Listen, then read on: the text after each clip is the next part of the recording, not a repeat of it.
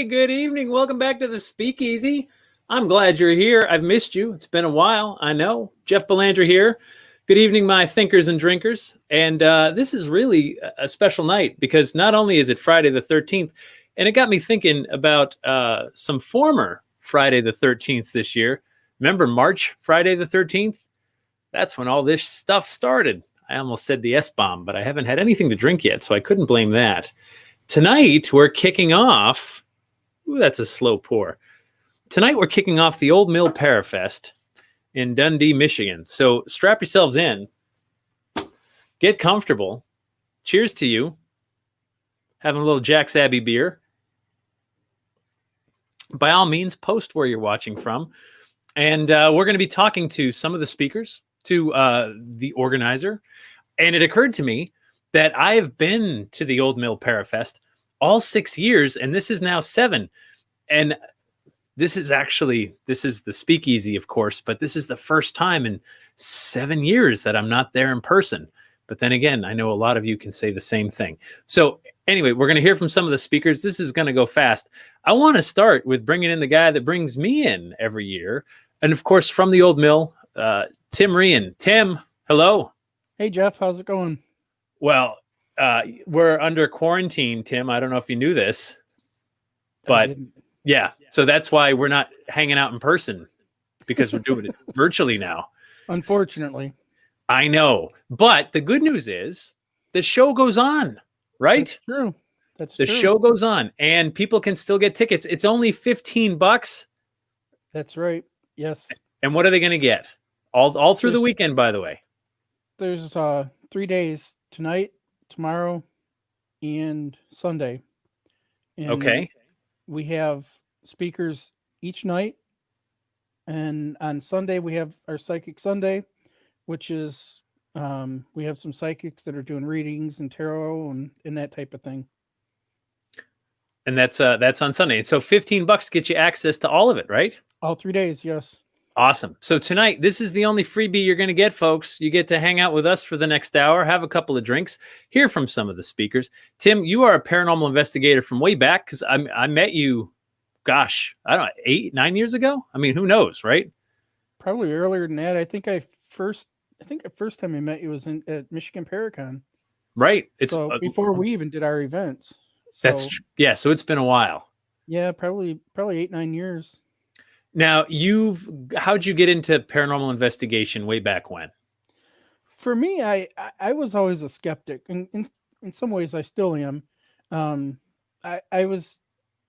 We watched all the shows, and when they came out, but I never had the desire to do anything until I had some experiences, and there was just something there I didn't understand and couldn't explain, and I thought, I'm going to see if I was going to try and prove somebody wrong.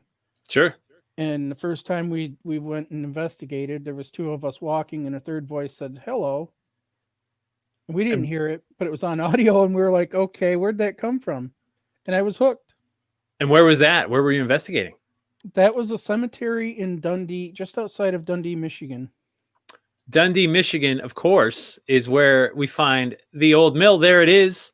Beautiful mill. Been there year after year after year, but this year we have to do it virtually. Tell me about the ghosts in here, because I've been part of the investigations each and every year, but tell me about your first investigation in there. Like, what got your attention? The first time, well, the strange thing is when we investigated our group back July of 2011. That was the first time I had been in there and walked around. There was 3 groups that investigated that year, and we were the third, one in May, one in June, and one in July. And we were setting up our equipment, and I always there's Tim and I, and we like to talk to Jeannie Clock, which was our psychic at the time. And she says, I think we should set the cameras up here, or Donna said that, and Jeannie was talking about the hot spots. And as they said, I think we should set a camera up here, we had a voice that said 1 camera. We hadn't even set up yet. So from that point on, we had such good evidence and so many good experiences. We've never left. we've been there, and we offer public and private ghost hunts now, and we've been there since 2011. And I know, I mean, I've been to all 6 in person, which was so fun. And you guys threw a great event. And I'll be here tomorrow. Tomorrow I'm speaking, I believe at 4:00, if I remember correctly. And but there's a lot of great speakers. You're going to hear from a couple more here very soon. Tim is going to stay with us, but we have someone else coming in quick. But there's some of the lineup. Some of these folks you'll hear from tonight. But yeah, Psychic Sunday. So what's going to happen? Is there going to be like virtual readings? Yes. Oh, cool. All right. And I believe one is doing tarot. I'm not sure. Adam is the one that set all that up. So okay. You know, he's the psychic, and him and Debbie, so they set that up, but yeah, it'll be fun. Absolutely. And so tell me about the ghost hunt. So you guys have wired the place up, right? You've got cameras around and things? We will have, tomorrow we're going to put cameras in the museum, and we're going to do a ghost hunt after the speakers are done. We're going to broadcast live with just our group from the museum. And then when we're finished, there's 2 people that won tickets to investigate with our group, and they will join us, and we'll just investigate. There'll be live streams throughout the museum, so people can watch at the same on the same link that they use to watch the speakers. That's so exciting. Like, you're making it work. That's what I love. Yeah. I mean, you know, the world has turned upside down since March, and we're all highly aware of what we can't do. But what I dig is like seeing people like you say, like, well, what can we do? Right. Yeah. And we can do this. And that's cool. Right. That's cool. So like, you know, it's going to be, I'm really psyched to see how this whole thing comes together, because you're innovating, you're doing what you can do, raising money for the Old Mill, which of course is a nonprofit museum, and they've always been so good to us. Going to miss the food. There's they usually put out a good spread there. So yeah. And they really are hurting this year. They they had to cancel all their events. You know, they don't usually start planning them until spring. Right. And with COVID, they had to cancel everything. We did recently start to do a few ghost hunts, but we're even limited on those, on how many we can have. And, so we figured this is just a way to help give back to the museum, at least help them a little bit. So it definitely does help. Yeah, no, I think that what a great way not only to preserve history, but also to get access to some of these places, right? Like you're preserving the place, you're getting access, and everybody wins. And I love that. I think it's really great. Cool. All right. Well, Tim, I'm going to check back in with you. Okay. So you hold tight with us, and you get to hear from some of your speakers throughout the weekend. So you hold tight, and let me introduce our first speaker of the night. Tim, thanks. Okay, up first, we've got the Reverend Josh Griffin. Josh, are you with us? What just happened? Where'd you go? Josh, I think he froze. Can you hear me? Hey, there he is. Josh, Breaker 19. I can hear you, but yes, I did freeze. Good. Is that a bottle of Jim Beam directly above your head behind you? Josh is freezing on us. Josh is still frozen. My goodness. See, Tim, this is why I told you to hang by, because we might have to pop you in. Yeah, in fact, help me here, Tim. We got to wait till... It's that Canadian, that dial-up, thing. Yeah. We've got broadband here. By the time it hits Canada, it's like dial-up, AOL stuff. You've got mail. Those poor Canadians. My goodness.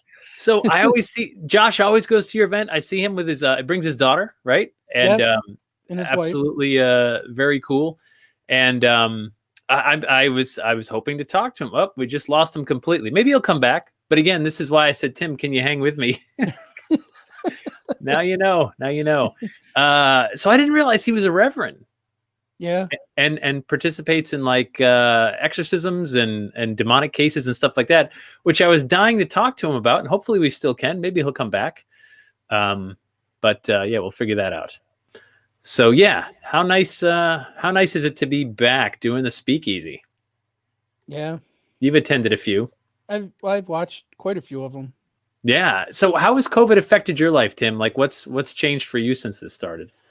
For me, well, the biggest thing for me is we're so active in Michigan, the paranormal. uh, we've got stuff going all year long, and the events that were canceled and everything, not seeing our friends. That's the biggest thing for me, friends and family. Sure. As far as personal life, I don't go as many places, don't travel as much as we had thought we would, and when I go get groceries, a lot of times I'll just do the pickup. Yeah. The biggest thing is just missing everybody. Totally get it. Tim, I'm going to miss you because let's try to get Josh in here again. Hold tight, man. Josh, are you with us? Can you hear me? Breaker 19. This here's a rubber duck. Oh, man. Hey, you there? All right, let's see if this works better. Yeah, I'm here. All right. And that is Jim Beam above your head. Yeah. Good old Jim. Good. It is. So, Josh, tell me about being a Johnny there. We got people here. Yeah, you got all the Wisemen above you. I see that. Tell me about being a reverend and working on demonic cases. My goodness. It's interesting, dangerous. One of the most dangerous things somebody can get involved in is working on demonic cases. But on the good side, I don't see a lot of them. Is it because you're in Canada and people are more polite up there? Josh, this is a struggle. Maybe. I think our demons do say please and thank you and sorry. Go ahead. Yeah. No. Sorry for taking over you and. Right. Yeah. Sorry. Demons are nice. No, I actually most of my work in Michigan, so. That makes sense. I know people from Michigan. They communicate in funny ways. Instead of maps, they just hold up their hand and they point. Those of us from out of state don't understand it at all, but I mean, it seems to be how the locals do it. But I respect that. What are you going to talk about tomorrow? I'm actually, I'm tonight at 9:00. And you're tonight at 9:00. I'm just going to give a brief introduction of myself. Yeah. Brief introduction of myself and some of the research I'm doing from a biblical standpoint with more interdimensional kind of dealings with spirit. Okay. And so do you think that what we're talking about is more interdimensional than, say, demonic or angelic? Like when people talk about some of these cases? I think a lot of it is. I think there's also very sound proof biblically that people can come back and forth and transfer through those dimensions. So as it can be our loved one that comes to visit us, unlike what I thought when I was many, many years ago, that it had to be demons or had to be angels. Mm-hmm. I've come to a different understanding now. Well, sometimes I always think, labels are so dangerous, right? I think a lot of paranormal groups get caught up. They watch the shows and they want to call everything a demon. And then next thing you know, everybody's petrified. And how do you know? How do you know when it's something inhuman that's a monster that's here to get us from the depths of hell? Like, how do you tell? Generally, I'm yelled at by things that aren't there, pushed around, different language up being spoken, and generally don't like me. Most of my type spirits don't like me. Okay. Because they don't like ministers too much to begin with, and they know why I'm there. Right. You're there. You're the bouncer, right? That's the point. Yeah. Every speakeasy needs one. How's COVID affected you in Canada? No more scotch for them. Right. Fair enough. Not as bad as down in your side. We have some government financial support for the time we've been shut down. Like my wife was shut right out of work for a few months, got about $2,000 a month from the government to cover some lost wages, so it wasn't as hard. Yeah. And I mean, are you coping okay staying inside? I don't like people except when I'm with the paranormal community generally, so yeah, I'm good. That's fair. I don't like Do you shopping malls and grocery stores, and they drive me nuts. have you noticed an increase in calls and emails that you're getting? People at home all the time, maybe noticing things that have been there all along, but they didn't notice them before. I mean, have you seen any sort of uptick? There's definitely an uptick in panic. Okay. With the panic just of the general from COVID, or every little, blip or boop they hear out of normal is, oh no, my house is haunted. No, that's your creaking floors because your house is 100 years old. Right. And how, I mean, so are you just find yourself being a counselor then, just kind of talking people down off the ledge, or how are you dealing with it? Talking them down on the ledge, or if they're in Michigan, connecting them with either many of the teams that I've worked with the Michigan Paranormal Association, or others outside of that I've worked with. Just getting them connected to people that can ensure them that, hey, don't worry, you've got enough to be panicked about. This isn't. Yeah. I'm gonna miss seeing you and your wife and daughter. You always bring them around to the old mill. We always see each other, and this year it's not quite the same. So please give my love to them. I'm bummed. It's like this weird dysfunctional family reunion that we all have every November, and now we got to do it like this. It is.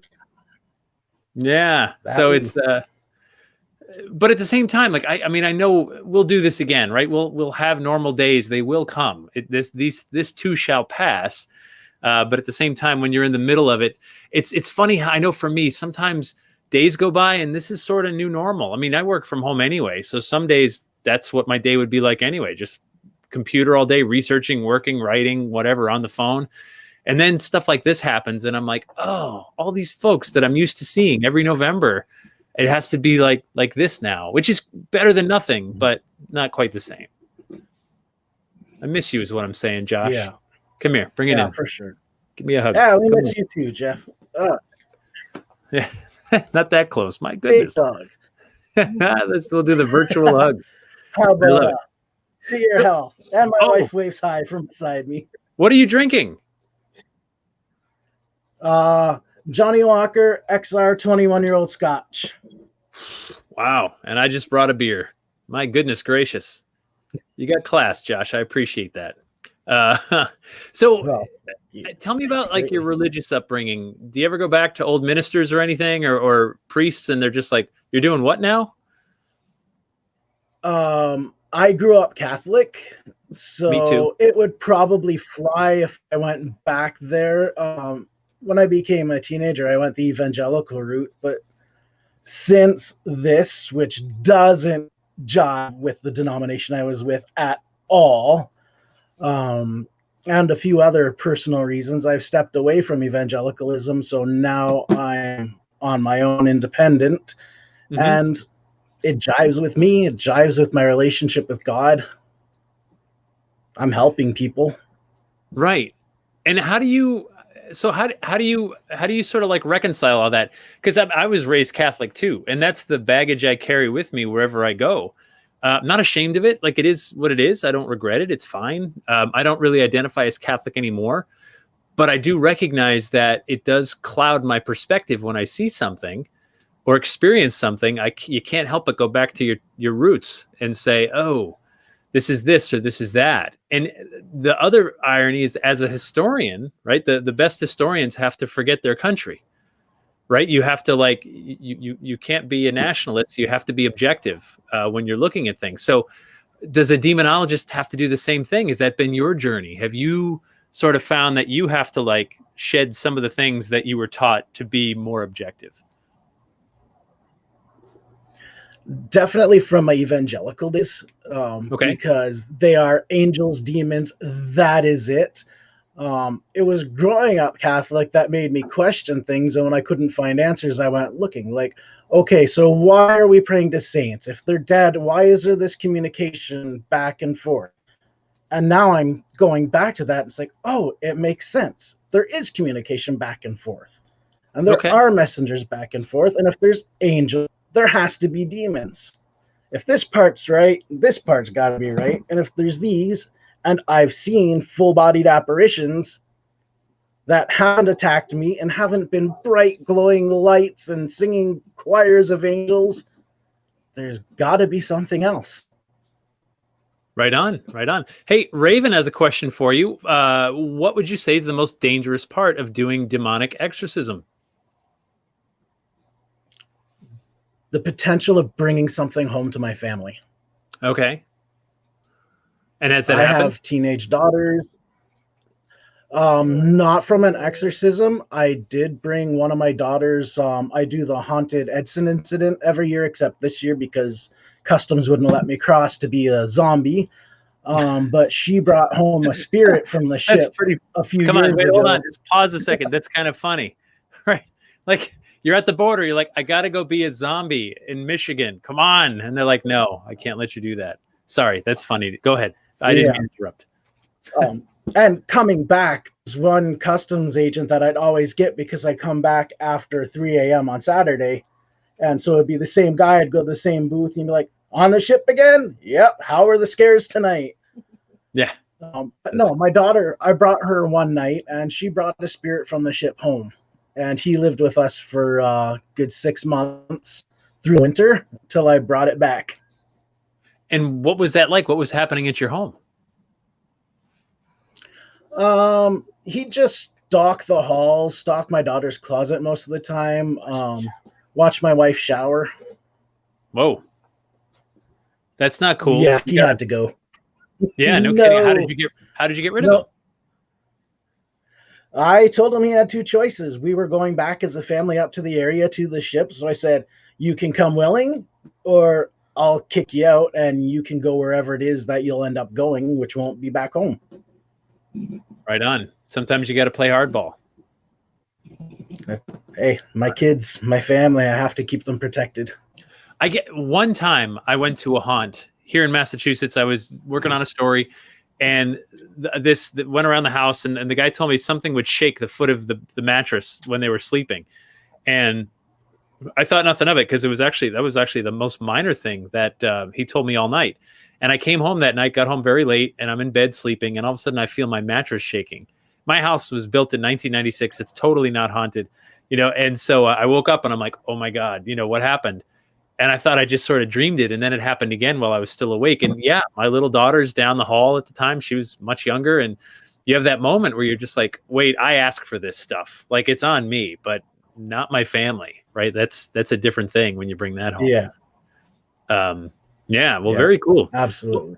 Well, Josh, I see you've already found a bunch of spirits behind you and above your head. So I think you're sort of guaranteed tonight to have some degree of success. 9:00. Again, go to oldmillparafest.com. You can still get tickets to this whole weekend long event, only $15, and you help a good cause. You can watch Josh tonight. You can interact. You can ask questions and, break a leg. Hey, who's there? Was someone saying hi? Jackie. Saying hi. Hi, Jackie. Don't be shy. We're informal here. This is not like CNN or something. We're having drinks. It's all good. All right, Josh, thank you so much. Good to see you, man. I wish it was in person, but mwah. Thank you. All right. Break a leg tonight. See you. We'll see you later. Thank you. All right. Cheers. See you later. That was Josh Griffin. And Tim, you ready? You ready for Josh later tonight? Oh, yeah. All right. So we're supposed to have Keith next, but he doesn't seem to be on yet. But I do see Bill. Let's just jump to him. What do you think? Let's do it. Bill's All right. an interesting guy. He's got a lot of stories. He could fill more than an hour. I'm ready. Let's do this. All right. So Tim, I will be back with you. Stay tight. Ladies and gentlemen, please welcome from Michigan, somewhere, in the hand, the MUFON, Mutual UFO Network State Director. Please welcome Bill Konkolesky. Hey. From the Good man to see you. cave. Can you hear me? I can hear you. I can hear you fine. Look at you, Star Wars. You are in the nerd man cave. Yeah. Well done. Yeah. Bill, you're another person. We see each other every year. But this is strange times, isn't it?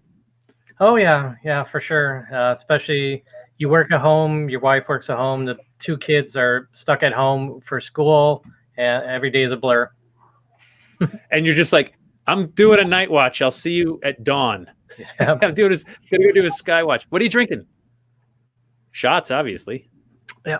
So there's this actor. His name is Dan Aykroyd, and he's a MUFON member. And he's got his own brand of vodka, Crystal Skull. I have an autographed Crystal Skull by Dan Aykroyd. Oh, that guy's a marketing genius, isn't he? Mm-hmm. He knows what he's doing. So, Bill, I want to tell you my UFO story. Can I? I know that's annoying because like people tell me their ghost story, but I have a UFO story. Do you mind? Oh, please. All right. So, growing up, Sandy Hook, Connecticut, I was about 12 years old, and my dad. It was May. My dad was shutting the fence behind our house, probably 9:30 or so at night. So I was a younger kid. I'm in bed. And he starts screaming, Jeff, get outside right now, right? My dad's not a screamer. You can ask my mom. So I go running downstairs, and I open the back door, and I'm like, what? What's going on? And he said, there's a UFO right there in the sky, I swear to God. And I'm like, you're so far out of your mind. And I start walking up the hill, and I turn around, and I went, holy moly. Like, first of all, it was a completely overcast night. So there's no stars. It's just low cloud cover, no rain, nothing but just low clouds. And this giant ring of lights is moving ever so slowly with just the slightest hum. We watched this thing, Bill, 2 minutes. That's forever and ever and ever in paranormal events, right? Yeah. That's like a James Cameron movie, right? Like it's 2 minutes. I could have run inside and got a camera, but I didn't know it at the time. Went right over the next door neighbor's yard, right above us. We just watched, and then it kept going over the tree line until we just couldn't see it. It just got out of our line of vision, and it was a perfect ring of lights. Barely a hum, and we went, oh my God. Next morning, front page of the Danbury News Times newspaper says over 100 phone calls to police and FAA and to the newspaper. Everybody saw this thing. So we're not crazy, right? Wow. And then the article said it was a prank. It was a group of Cessnas, 5 Cessnas flying in formation. And then that's what it was. And so we were like, oh, boy. And then I thought about it. Like a Cessna, of course, a single engine airplane. It's like a really loud lawnmower in the sky. Oh, yeah. You know, Yeah. we've all heard a million of them. And I went, a Cessna can't be that quiet. So I sort of filed it away for decades, really. And it was in the 2000s where I was talking to Richard Dolan, ufologist, right? Mm-hmm. And he was talking about a case from Connecticut, and he said all along the I-84 corridor. Anyway, someone did take a picture, and I have it. I can show you. Ready? Oh, yeah. You got it? Check this out. So this was the picture. This, by the way, is what 5 Cessnas flying in formation looks like. Oh, yeah. I've seen that. Yeah. Uh-huh. So that's Randy Edding. He's from Newtown. Sandy Hook is part of Newtown, Connecticut. So, like, look, I can't say that's Little Green Men, right? Mm-hmm. But that is just not a group of Cessnas. Mm-hmm. Yeah, there was in J. Allen Hynek's book, Night Siege, early 80s. It came out maybe 81, something like that, where he was talking about the Hudson Valley UFO sightings. Same thing. This group of people said, yeah, we are a bunch of pilots, and we just strung some Christmas lights, and we flew and confused everybody, and to which... yeah, that didn't fit the description of what people were saying at all. Yeah, it's interesting. It's the same thing that you're describing. So, UFO guy, you wrote 2 books. There's one, Experiencer 2, the sequel, of course. Yep. 2 Worlds Collide. So your first book was about your own UFO experience, right? Yeah, the first and the second, actually. So my experiences in the first book go up to about age 20. And when I call it Raised in 2 Worlds, I'd been seeing a lot of books like, this is how kids feel about the abduction phenomena. I'm like, I was a kid who had the abduction phenomena. So I wrote my own book. I'm like, this is what it's actually like to grow up. You know, my very first memory, age 2, is of an experience. And so when I wrote my stuff down, I realized when I got to about age 20, the nature of my experiences changed. And I'm like, well, if I cut off the first book at age 20 and have it be about growing up with the phenomena, and the next book have it be about my experiences from that point over a stretch of about 5 years, it made sense to separate them out like that. It's all one long narrative, just sort of a different vibe from the first book to the second. Well, go back to age 2. Tell me about that earliest memory. What do you remember? Yeah, so I was in my crib. I was in my room. I wasn't yet asleep. And this little gray guy comes in, and he stares down at me from over the foot of the crib. And he's got these giant black eyes, and I'm looking at him. He's looking at me. There's nothing I could do. So I start screaming for my parents who are in the other room. Sure. And my mom, just thinking I was some little kid having a nightmare or something, even though I wasn't asleep, she's like, go back to bed. Go back to bed. It's okay. I'm like, well, no, it's not okay. And then after a moment, it just left the room and walked out. So why you? Why do you think it singled you out? I think, well, in my particular case, it runs on my mom's side of the family, so to speak. There is a lot of activity on her side, and so I think it's just sort of a genetic thing. I was next in line in the family. So you think they're literally drawn to something in your DNA and your code somewhere that has them seek you out? Yeah. Okay. In my particular case. Now, I often see like all sorts of varieties of paranormal phenomena, if you will, kind of like a virus. You can catch it genetically. You can hang out with people who have these types of experiences, and sometimes you'll start to have experiences too, especially if you're in the same time and place. Somebody has an experience, and then now you start to have experiences, or you could be in a place, live in a place that has experiences from somebody who maybe was previously there or whatever, and then you start having these experiences. And it counts for UFOs as much for ghosts, poltergeist activity, any number of different phenomena. Now, do you get into the other stuff, or do you just stick to UFOs? Mostly UFOs. In my role as a state director for MUFON, where we get over 200 cases in a year, stepping outside of that is a luxury. Sure. There's always so much on my plate that it's been primarily my focus. And MUFON for a long time had this sort of extreme focus on the UFO phenomena. So that if you said, okay, this person had saw a UFO, but poltergeist activity, they're like, okay, we're the ones that are going to focus on the UFO. Let somebody else handle this other stuff. And UFOs and aliens were accepted together, and our organization has always sort of tackled both. But when people started to say they were seeing Bigfoot and UFOs together, there was a minor crisis within in MUFON, like, what do we do about this? And the international director that we had back at the time, he said, okay, well, it's simple. We'll handle the UFO stuff. Somebody else will handle the Bigfoot stuff. And I'm like, so wait a second. I'm like, it's okay if there's an alien on board a UFO, but he better not have long hair, Right. And of course, Star Wars, Chewbacca. I see it right over your head. Yeah. No, I get it. No, I've heard the same thing. Like, and of course, that would sort of wrap it all up, right? You don't find dead Bigfoot because they go to another planet. They get back aboard the ship and whatever.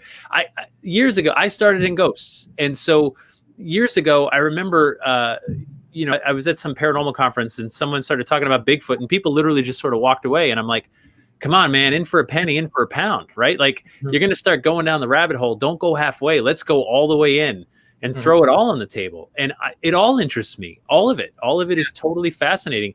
And when you talk about gray aliens, I'm pretty certain you and I have had this exact conversation, just not in front of other people. So let's do it, about how old Hag Syndrome, where someone will be asleep, they'll wake up and they're paralyzed. They can't move. They become conscious that some sort of shape figure is coming toward them. And then they're scared and it's over. And then the shape's gone and they're back in their room and everything's okay. One person interprets that as a gray alien. One person interprets that as a incubus or succubus or demon. And one person says temporary sleep paralysis combined with a hypnagogic hallucination. Right? And which one of them is right? Because I don't know. Oh, it depends, yeah. Whichever one it is, it's whichever one it is. Yeah. Well, right. And so it comes down to the witness who says, I interpreted it this way and I was there. And so all we can do is sort of listen to that. One thing I'm curious about too. So since COVID, air traffic is down a lot. Have you heard about like picked up activity with sky watches and things like that? I mean, it's less likely to be a plane now, right? Well, what people are, and I don't know if this is directly answering your question, but I think it is relevant to your question, is people are at home more. They're able to have the leisure of looking at the sky a little bit more, those who are interested in doing such things. But the big thing now is Starlink satellites. Oh, yes. Yep. Go on, please. Yeah, people are reporting those quite a bit. Elon Musk, head of SpaceX, the Tesla guy, he's got a bright idea. Let's send out 1 billion satellites, and that way it'll boost Wi-Fi around the planet. And when you send these satellites up, you send them up in this chain, this string of satellites, and it looks like the invasion fleet is coming. So once you're done with tonight's program, the whole thing, because everybody's going to watch the whole thing, go on YouTube and look up Starlink satellites, and you'll see how eerie these things look. I was actually when COVID started, I was on the phone with my buddy Dave Schrader, Darkness Radio and stuff like that, and he's like, "I'm getting all these texts. My kid just screamed from outside, and he saw the string of satellites. He's like, this is crazy. They're I've seen it, and I looked it up as well, and." Yeah, I mean, when you see that in the sky, sure, but that explains that one. I mean, that's just like one example, right? So I'm curious if people are, I don't know, seeing more out there, because I know when I go outside at night and look up, I live pretty close to Boston, and we're right in the flight path. So there's just way less air traffic than there was a year ago. I mean, tons less. And so anything you see up there, first of all, most of us know what a plane looks like anyway, but at the same time, I'm just curious if you've seen any sort of uptick. We generally get about 200 sightings a year, and I would say we're getting about that this year. The thing is that about a third of them are those satellites now. And I said 1 billion a moment ago, and obviously jokingly, but still he plans to send up literally tens of thousands of these. So everybody's going to see them eventually, probably. Which is scary, because what happens when they collide and come crashing down to there's a lot of junk up there, man. Yeah, like that's already space junk, right? It's already a problem. So what are you going to be talking about? Are you on tonight or are you on tomorrow? I'm on tomorrow. Unlike anybody else who may be drinking and speaking tonight, I have to lecture. So tomorrow I'm talking about my new book. Actually just came out Wednesday, so 2 days ago. So I'm all geeked to promote that. Yep. There it is. Congratulations. Yeah, Thank we you. can move over. No, that's cool. Yeah, and so this is a tough time to have a book come out. Am I right? Yeah, it's tough time for just about everything. Just about everything. I know. It's a good time to write a book. Real good time for that. Mm-hmm. And I wasn't sure if I was going to go the audiobook route, but with the time that I have, when I think I can do audiobooks from home now. So yeah, I'm looking forward to doing that. Excellent. Well, good stuff, man. I appreciate talking to you. Whenever I usually see you, we usually get to have a couple of minutes anyway. I know these things. It's funny at the old mill. We're all in like this room, and then you do your talk, and you're talking to people at your table, and it gets so busy, and it's just one crazy day. Yeah. So I think we've talked more today than we have in previous years. So I'm glad to talk to you about it. I think it's awesome. Like that. I mean, how do you stay state director of MUFON for that many years? It seems like it would be more political than that. You must have many friends. Sure. And I have a policy of ducking whenever the politics heats up within the organization. And, I've seen so many storms pass over that that's how I keep talking. I think I've certainly set the record for number of years. It's in January, it'll be 17 years. That's amazing. And I think nobody's been state director as third of as long of a time as I have. So I don't know. I enjoy it, and nobody really seems to be campaigning like, hey, I want to be your assistant state director. Let's see where this goes. Well, people are like, oh, wow, you're doing a good job. You just keep doing that. Excellent. So here I am. Love it. Bill, thank you. Again, there's the new book, Experiencer 2, Two Worlds Collide. Look them up. Be sure to check them out tomorrow. And again, it's only $15 for the whole weekend. You can hear Bill, you can hear me, all kinds of people that will be speaking virtually, plus the ghost hunt, plus, we still get to help out the old mill. So good seeing you, man. Thank you. Yep, you too. Right back at you. All right. Take care. All right. Keith Bailey, I see, is ready to jump in on this, and so we're going to get to Keith next. That's what I love about these paranormal conferences, right? Is you get a smorgasbord, right? We've talked to a reverend demonologist, Mutual UFO Network director, and now we're going to talk to a paranormal investigator down there in Houston, Texas. Keith Bailey, welcome to the Speakeasy. Hey, everybody. How you doing? Cheers, man. Good to see you. Oh, yeah. I got a little something here, a little love in the cup. Oh, that's good. Boy, everybody got in the spirit tonight. I like that. Literally, I just got back from the ranches. Lots going on, getting ready for clients to come later this year, and I enjoy that. So the other cap I wear, I'm an outdoorsman. Yeah, I had read, and I had also read you're a drummer. One of the other hats I wear, I've been playing since I'm like 6 years old. Right. I retired as a fire captain from Houston. I'm a paramedic, and I just got hired on. I had retired, but got asked to come back in the industry, and I'm now going to be working for a very well-known, very large company to do safety at their 800,000 square foot warehouse in Katy. And you're a paranormal guy. Yeah. I'm a researcher, real big time investigations, but I'm blessed to have friends like Tony Rothman and Brandon Alvis who are researchers. And that's one of the things I have a real passion for is the riddle me this, riddle me that. And go ahead, Jack. No, I've been saying for years when people are like, how do I start a paranormal group? I've always said, get a fireman, get a cop, because they'll let those folks in anywhere. Well, and you can borrow the great gear. You get those thermal cameras that we can't possibly afford. I do. So I had the ones back in the very beginning, and now I've got downsized them to the ones that I can actually record with now. But I was using them back at a time for that before it was known, hey, you could do that. Yep. And somebody said one time on an investigation years ago, hey, what is that? I said, well, it's a FLIR camera. Well, what are you going to be able to see in it? I said, heat. And if I see a human-like figure and it's blue instead of white or red, we may have something. And boy, did we at the Ohio State Reformatory. We had an absolute beautiful, beautiful, perfect humanoid right in front of us. Where were you in the prison? We were right across from the room where they filmed the he hung himself.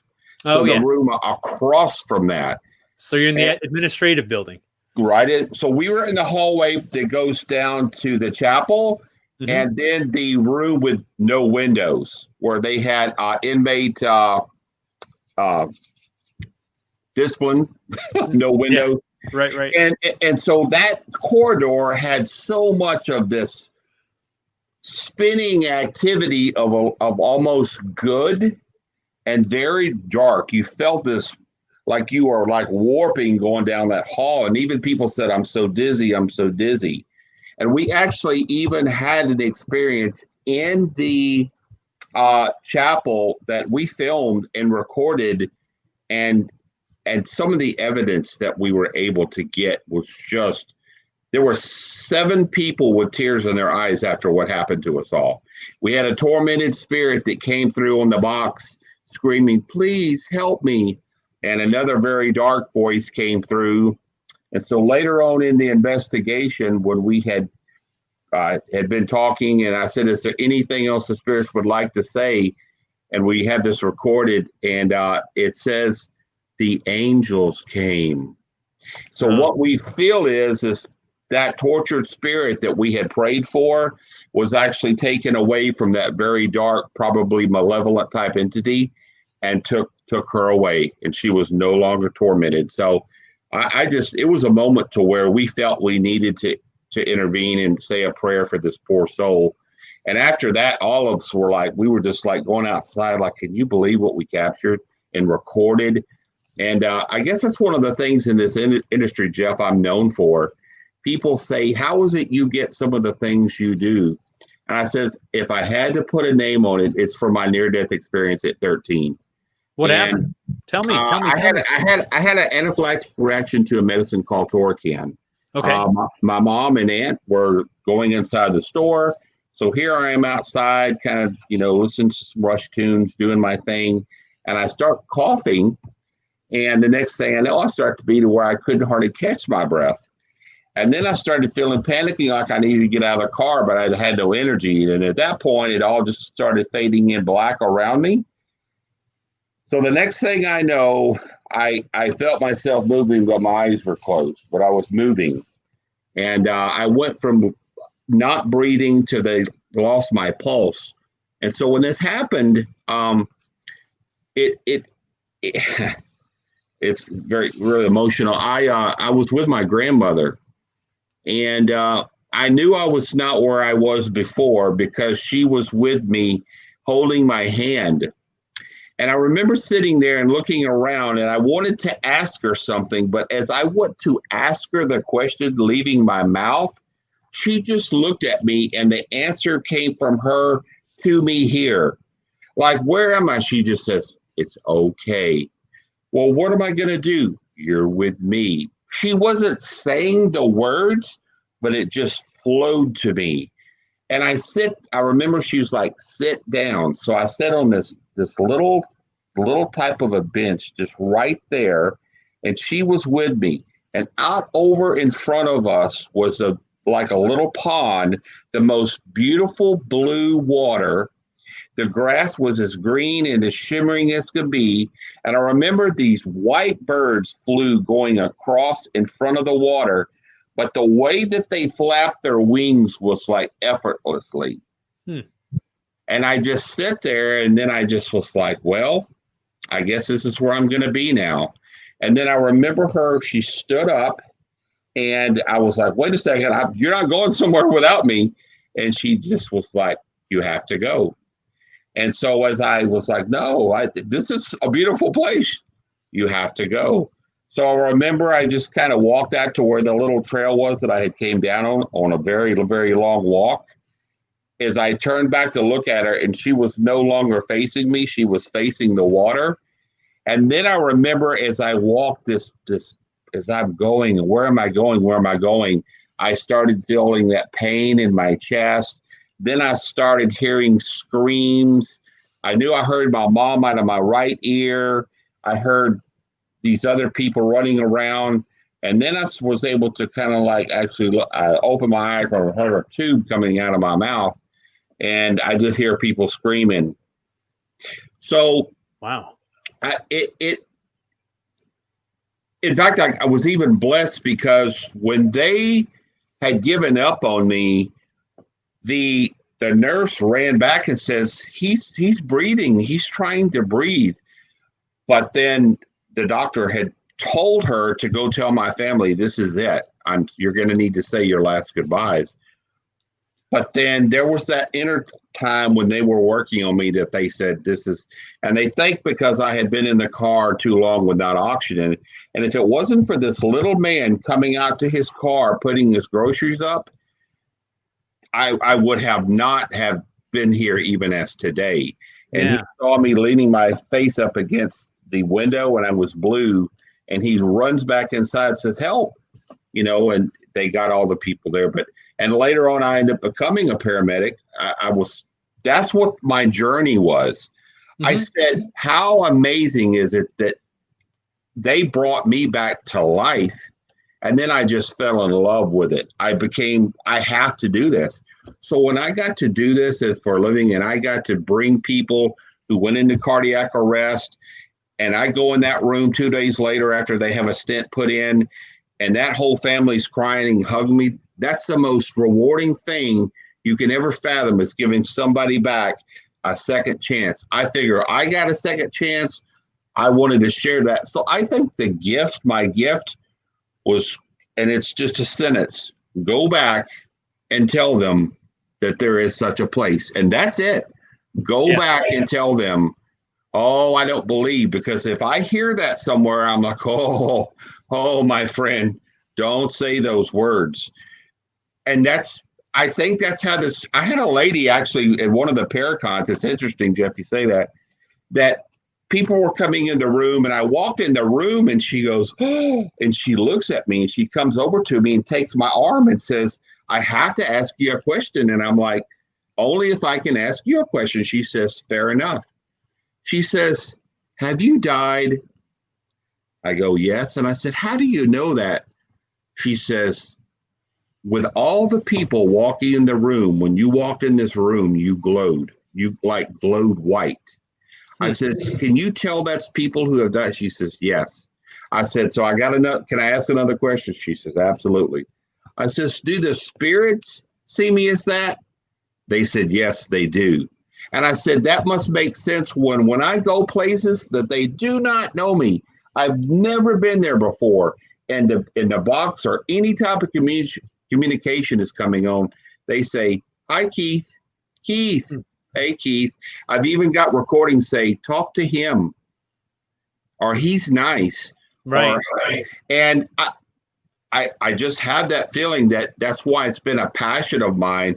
Even when I left the fire service, and I put out quite a number of posts.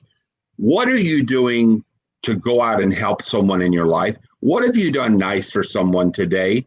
Was there somebody that needed something and that they maybe called upon you and you said, you know what, I can help you with that. I'll make time. Absolutely. Because the very person you may help today may need to be the one that you need one day to help you. So I think it's just a thing about me, about kindness and trying to really, truly make a difference in this industry about helping people. No, I think it's a great point, and a point we need right now more than ever. My goodness, so divided. There's so much more that we have in common than not, and I think that's a great point and a great message, especially right now. So thank you. It is, and I think that's a thing about me as well, is that I in this industry, it has never been about the cameras and the lights for me, I would rather, if you ask me to go to a Paracon with a whole bunch of famous people there and break bread with them or whatnot, but then I get a call for somebody that needs help somewhere and it's at a home who has something tormenting them, I'll kindly say, I'll see you guys again one day. I've been called to help someone. I think that's what, and it's interesting, we talked to one of the other guys earlier about bringing in kind of spiritual intervention into the paranormal. I really believe in that. I truly believe our guard, when we open up that shell around us, and we have our father who's died and in heaven, my mother, my twin brother Kevin, and my grandmother, when I step inside that white shroud of love around me, it's like something dark hits it and bounces off. They cannot get to me because I don't allow it. And I have that same fearlessness of when I was a firefighter. I walked through the flames and people said, how did you not die? I said, well, I was trying to be safe, but I always had that little prayer, God, please let me help the ones I can today. And the ones I can't, let them be with you. Keith, we got 1 minute left. Tell me about are you speaking tonight or tomorrow? I am. I'm speaking tonight. I developed an acronym called RESPECT. Okay. It's really interesting. I got to do it at Doug Karen's event. Sadly, we lost him this year. And he looked at me before I walked off the stage and he smiled at me. He says, good job, Keith. So I was pretty blessed. Well, good. So I'm going to do that tonight, maybe kind of in honor to Doug. Well, that sounds good, man. Keith, it was great talking to you, and I appreciate your message, and glad you're out there doing what you do. We will all get together again, of course. We will. I get to see you and laugh. Yeah, you make me laugh, Jeff. You are a guy. You do it. You are a funny guy. I'm glad we got to do this, if nothing else. So fist bump to you. Boom. Yeah. All right, man. Good luck tonight. And of course, get your tickets, folks. You still can. oldmillparafest.com. Appreciate you, Keith. You take care. Absolutely. You too. All right, man. Tim, I'm almost out of beer, which is, that's how I gauge how the show's going.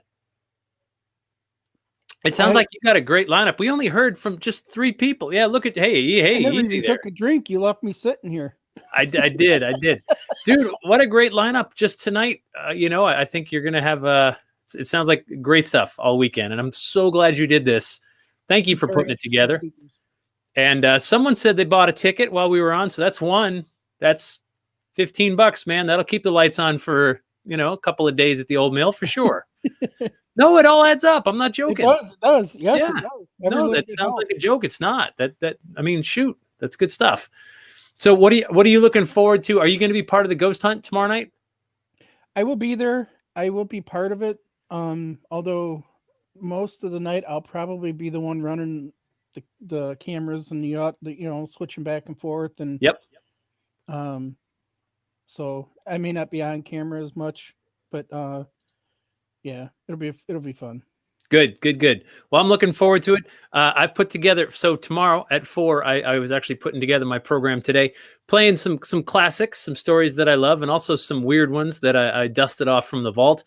A few funny videos because, I was like, oh my God, I haven't showed that in like 8 years. So it's been crazy, right? Because I've been at every one of these things. Yeah. And it's been really cool. It's such a great event. I'm the guy, by the way, if anyone's watching and you've been in the ghost hunt and you're the ones in the tower up high on the museum side, when it's real dark and quiet and some jerk rings the bell, like 9 times out of 10. Yep. It's something I look forward to every year. Like That's why Krampus chased you out this time. That's right. Last year was Krampus. I did Creepy Christmas. Yeah. So no, I look for that little rope that's way down low, and it's real quiet up there, and I just ding, and it's loud, and everybody jumps, and oh my goodness gracious! But yeah, good stuff, man. Good stuff. Well, I'm excited. I hope this is a great event, and no matter what, hey, there's going to be some hiccups or whatever. There's going to be some, and we'll work through it, right? Because that's what we do. Yeah. We'll solve it. That's right. All right. Everything else good with you? Yes, everything's great here. All right. Look, because Bill and Keith are still here, let me just pop them in because we're literally down to our last 60 seconds.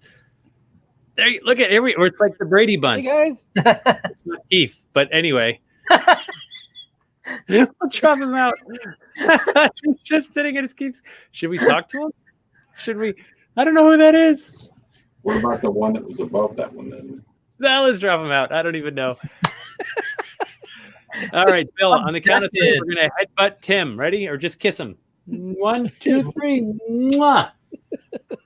Wrong side. Go the other way. The other way. It's opposite of what you... No, the other way. That's... Mwah. There you go.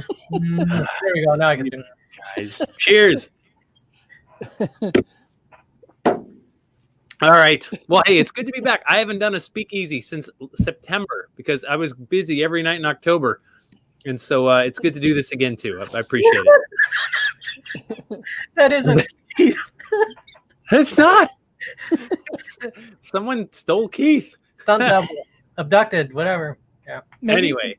It's an alien. All right. Let me put one more of these shameless things up. There it is. The Old Mill Parafest. Go get your tickets. Come hang out with us all weekend. It's going to be fun. And I appreciate it. Thank you, guys. Good to talk to you again. Right back at you. All right, y'all. Hey, until next time, everybody, please be kind to each other. Be nice. And, take it easy. Cheers.